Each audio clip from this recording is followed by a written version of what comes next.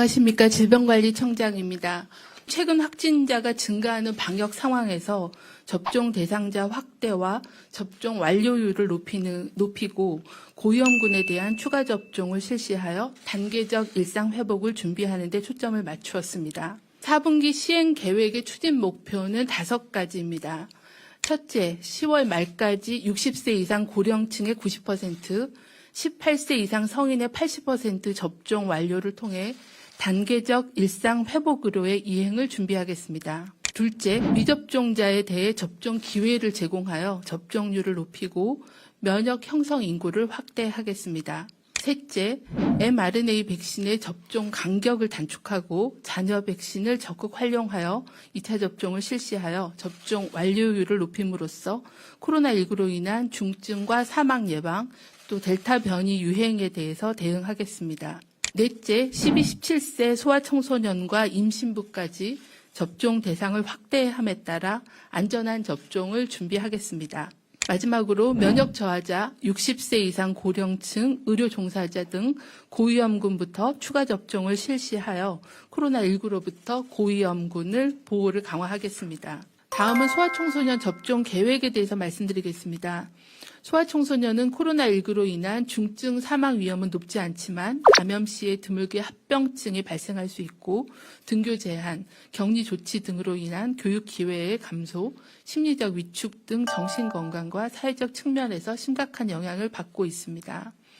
또한 성인 접종률이 높아지는 경우 확진자 중에 소아청소년의 확진자 발생 비율이 확대되고 이로 인해 소아청소년의 질병 부담이 증가한 사례가 미국, 이스라엘 등에서도 확인되고 있습니다. 이에 예방접종 전문위원회는 심의를 통해 12-17세 소아청소년을 코로나19 예방접종 대상에 포함하였습니다.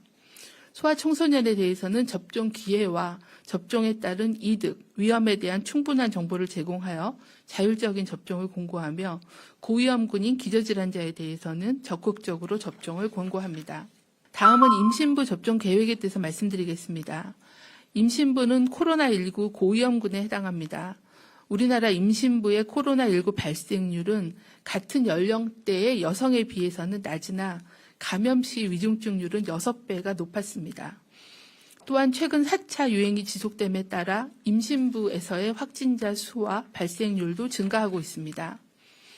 임신부는 코로나19의 고위험군인 만큼 모든 임신부에게 접종의 기회와 접종 관련된 정보를 충분히 제공하여 자율적인 접종 결정을 권고합니다. 다만 기저질환이 있거나 임신 초기인 임신부는 접종하시기 전에 산모와 태아의 건강 상태를 진찰받고 접종하실 것을 권고드립니다. 다음은 추가 접종 시행 계획입니다. 지난 2월 코로나19 예방접종을 시작한 이래 기본 접종 후 시간이 경과함에 따라 최근 접종 효과 감소 및 돌파 감염 발생 등으로 추가 접종의 필요성이 높아지고 있습니다. 이에 예방접종 전문위원회는 기본 접종 완료 6개월 이후에 추가 접종을 권고하였으며 면역 저하자 등에 대해서도 6개월 이전부터 추가 접종이 가능한 것으로 심의하였습니다. 추진단은 예방접종 전문위원회의 심의사항과 국외의 추가 접종 진행 동향 등을 근거로 면역 저하자, 고령층, 의료 종사자 등을 포함한 고위험군부터 추가 접종을 시행하고자 합니다. 추가 접종은 mRNA 백신으로 실시하며 예방접종 전문위원회 심의에 따라 기본 접종 완료 6개월 이후부터 시행됩니다. 다만 면역 저하자는 면역 형성이 어려운 특성을 고려하여 기본 접종 완료 2개월 이후부터 추가 접종을 실시할 예정입니다. 1339 콜센터를 통해서 들어온 질문입니다. 소아청소년 접종의 이득과 위험은 각각 구체적으로 무엇인지? 네, 소아청소년에서 코로나19 백신 접종으로 인한 이득은 코로나19 감염에 대한 개인 예방 그리고 감염에 따라 따를 수밖에 없는 격리, 입원, 중증 악화 감소 등에 대한 이득이 있겠습니다. 또한 그 코로나19 감염에 따른 격리, 등교 중지에 따른 학습권 침해 그리고 정신 건강에 대한 부정적인 영향을 줄일 수 있는 사회 정신적인 효과도 있습니다. 반면 백신 완벽한 것은 아니기 때문에 백신으로 인한 위험 또한 존재하는데요. 백신 접종 후에 아나필락시스, 심근염 그리고 심낭염 등의 드물게 발생하는 이상 반응, 더불어 새로 개발된 백신이기 때문에 장기적인 안전성에 대한 우려가 존재하고 있습니다. 그런데 우리나라 고3 접종 효과를 봤었을 때 16 내지 18세의 감염 예방 효과가 백신으로 인해서 95.8%로 나타난 바 있고 중증과 사망 예방 효과는 100%로 분석되었습니다. 총 15건의 심근염, 심낭염 사례 중에서 5건은 외래 치료로 회복이 되었고 그리고 10명은 입원 치료를 받았으나 지금은 모두 다 회복되어 퇴원한 상태입니다. 미국에서의 코로나19 백신 접종을 받은 소아청소년 약 1,000만 명을 분석한 결과에서도 심근염, 심낭염이 젊은 남성에서 주로 보고되고 있기는 하지만은 대부분 적절한 치료로 호전된 바 있어서 미국에서의 소아청소년 위험 이득 분석에서 위험보다는 이득이 더 큰 것으로 보고되고 있습니다. 소아청소년은 접종 시에 성인과 같은 양의 백신을 1차와 2차 두 번에 걸쳐서 동일하게 접종을 받게 되는지 12, 15세, 17세 소아청소년에게도 성인과 마찬가지로 동일한 용량의 화이자 백신을 접종받게 됩니다. 혹시 이번 소아청소년 접종과 관련돼서 교육부에서 준비하고 있는 사항이 있다라면? 네, 교육부는 이번 접종을 위해서 교육청 그리고 방역당국과 함께 소아청소년 감염병 전문가들을 모시고 여러 차례 원활하고 안전한 접종의 방법 등에 대해서 사전 논의를 한 바 있습니다. 이번 접종을 하면서 교육부가 특별히 신경을 쓰고 있는 것은 학생과 학부모의 의사결정에 따른 선택적 접종이기 때문에 학교에서 접종을 강요하는 분위기는 발생하지 않도록 사전에 특별히 유의해서 학교가 안내할 수 있도록 하였고요. 학부모님들께서 의사결정을 하실 때 충분한 정보를 가지실 수 있도록 여러 가지 백신 접종 시의 유의사항이라든가 이상 반응 또는 그에 대한 대처 방안 등을 사전에 학교를 통해서 안내할 예정입니다.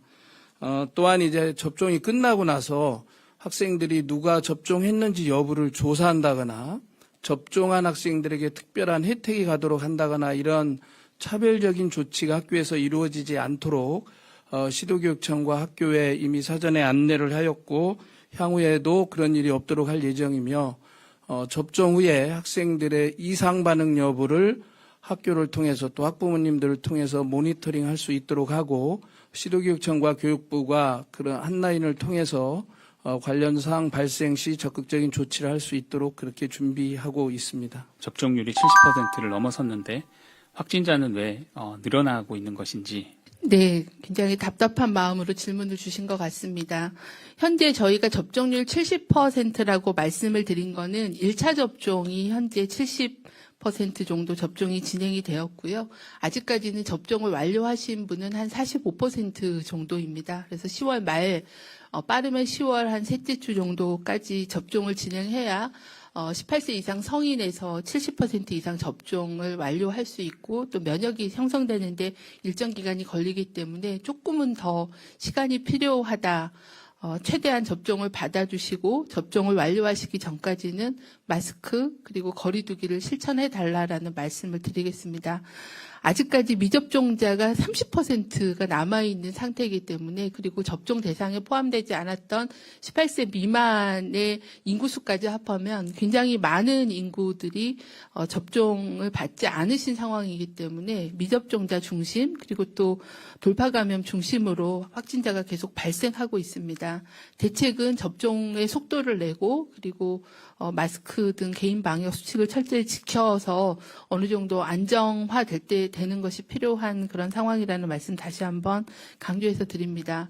이제 두 번째는 저희가 당초에 70% 정도의 접종률을 제시했던 거는 1월 달에 저희가 접종 계획을 세울 때에 그 당시의 역학 상황을 반영한 거고 7월 이후에는 델타 변이 바이러스가 우세종으로 변경이 되면서 아시다시피 델타 변이 바이러스는 전파력, 감염력이 굉장히 높아서 접종률이 80%, 90%가 넘더라도 전파를 완전히 차단하거나 종식을 하거나 하는 것은 어렵다라는 그런 판단입니다. 그래서 그런 두 가지 델타 변이의 이유 그리고 아직은 접종률이 충분하게 오르지 않았다는 그런 이유로 아직까지는 위험한 상황입니다. 상당히 오랜 기간 동안 그리고 여러 번의 논의를 거쳐서 이 소아청소년 예방접종 공고를 마련하게 됐습니다.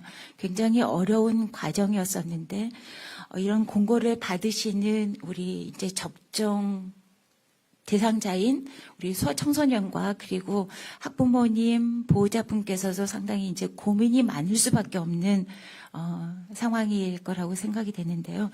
일단 정부 그리고 예방접종 전문위원회에서 백신 접종을 공고하는 것은 강제는 아닙니다. 일단 접종하실 수 있는 그런 선택하실 수 있는 기회를 제공하는 거고 자율적으로 결정을 내리시게 될 텐데 일단 소아청소년이 다행히 코로나19로 인해서 심하게 중증이나 사망의 위험이 그렇게 높지는 않기 때문에 일부 학부모님께서는 그냥 나는 자연감염 하겠다, 백신 굳이 안 맞겠다라고 판단하실 분도 있을 수 있겠고 또는 개인적으로나 아니면 코로나19를 간접적으로 경험한 그런 분들은 나는 정말 이 코로나19 나를 보호하고 싶다라고 아주 강한 의지를 갖고 계시고 또 내가 감염을 예방함으로 인해서 학교나 지역사회에 기여할 수 있다라고 있는 신념을 갖고 계시는 분도 있을 수 있습니다. 따라서 그 신념에 따라 접종에 대한 결정을 하시게 될 텐데 어떤 결정을 내리시든지 그 결정은 신중하신 판단에 의한 것이기 때문에 존중돼야 되고 어떤 결정을 내리시든지 그 결정에 따른 낙인이나 차별은 없을 것이다라는 것을 다시 한번 말씀드리고자 합니다.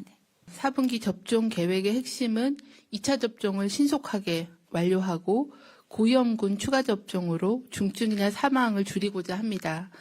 이를 통해서 의료 대응 체계를 보호하고 단계적 일상 회복으로 이행하는 것을 준비할 수 있을 거라고 생각합니다.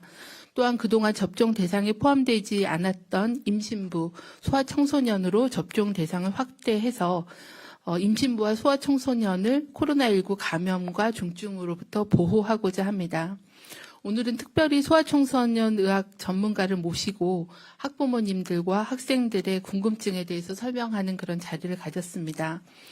기저질환이 있는 소아청소년은 반드시 그 중증의 위험이 높기 때문에 예방접종을 적극 받아주시길 바라고 건강한 소아청소년도 감염과 중증, 합병증 예방과 함께 보다 안전한 일상생활을 위해서 접종을 받아주시기를 당부를 드립니다. 또한 학생들 사이에서 또 학교에서 접종 여부에 따른 차별이나 강요가 없도록 학부모님들, 학생들 그리고 학교에서도 잘 지도해 주시기를 부탁을 드립니다. 방역당국도 의료계와 협력해서 안전한 예방접종이 되도록 최선을 다하겠고 가장 우려하시는 이상 반응에 대해서도 철저한 관리, 상세한 설명 그리고 지원을 하는데 최선을 다하겠습니다. 감사합니다.